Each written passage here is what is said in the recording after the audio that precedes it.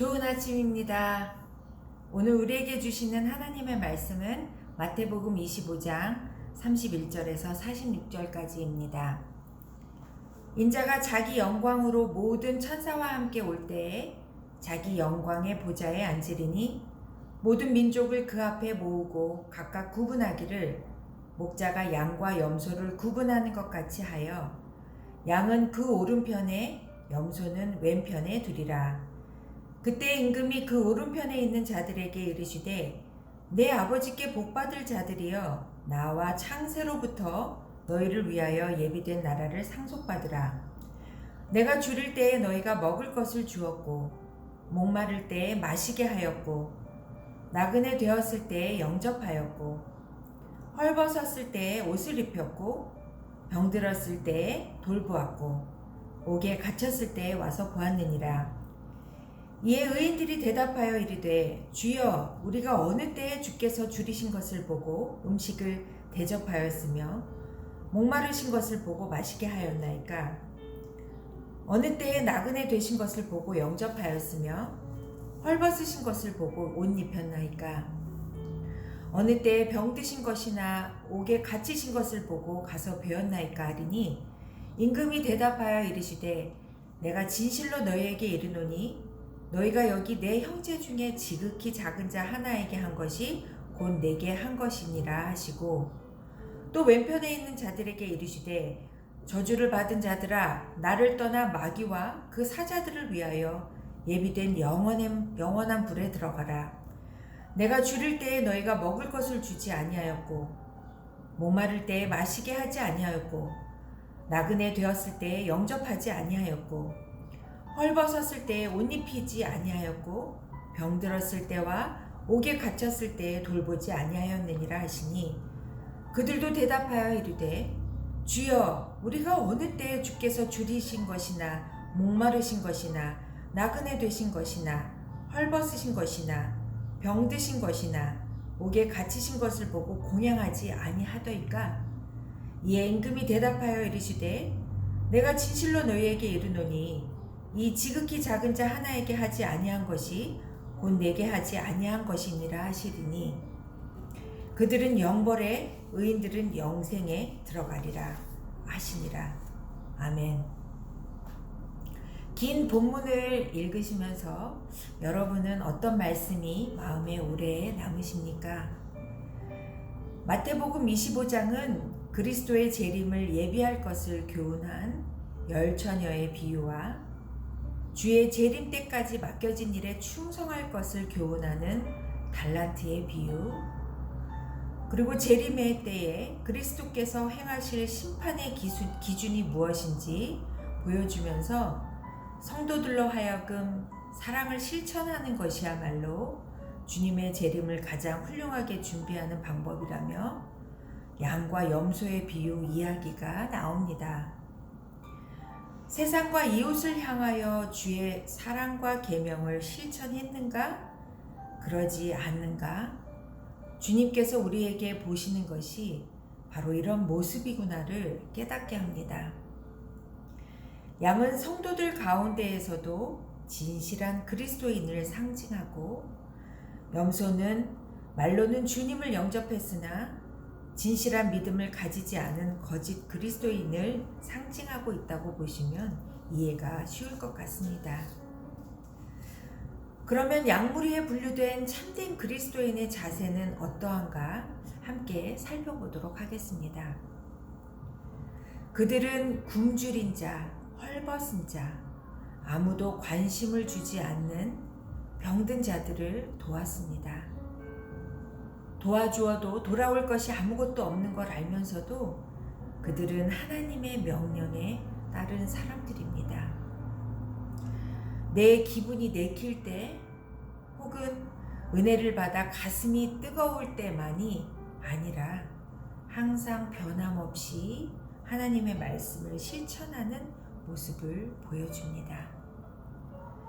그리고 도움을 필요로 하는 자를 만날 때마다 주님을 도와드릴 수 있는 좋은 기회로 생각하여 놓치지 않고 도와줍니다.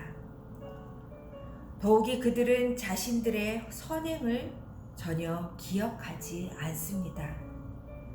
자신의 선행을 계산해 넣고 주님 앞에서 자랑하고 공로로 생각하는 자세가 전혀 보이지 않습니다.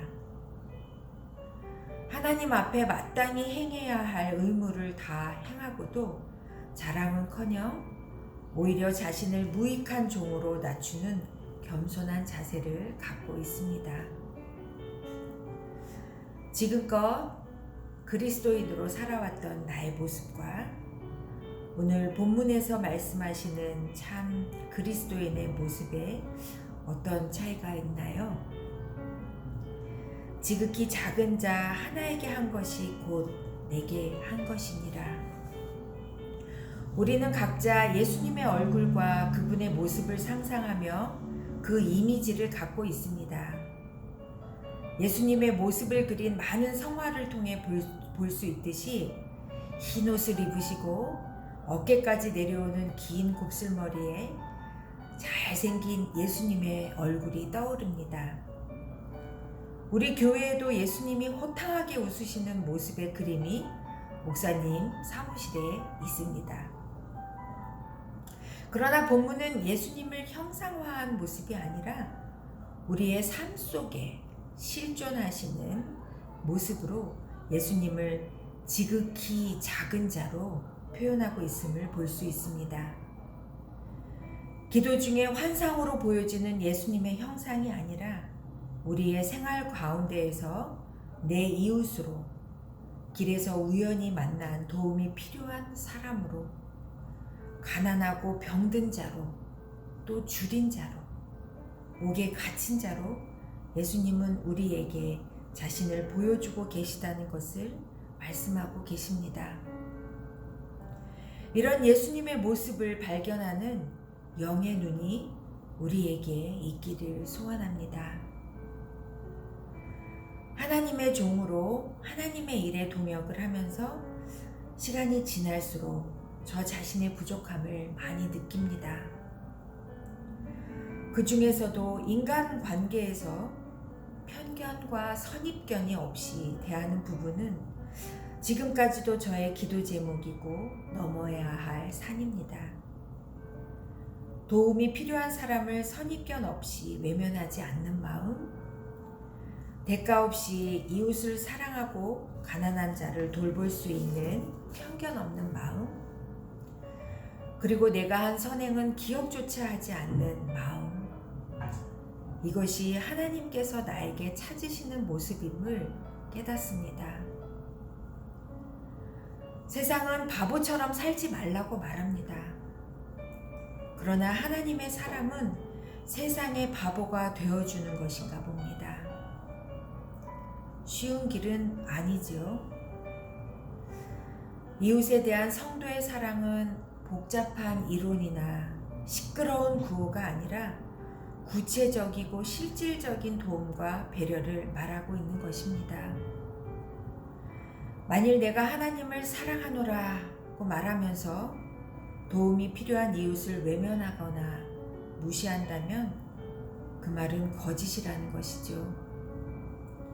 우리의 선행을 통해서 구원에 이르는 것은 아닙니다만 구원에 이를 만한 믿음을 가진 자는 반드시 선한 행실이 수반되는 삶을 살기 마련입니다.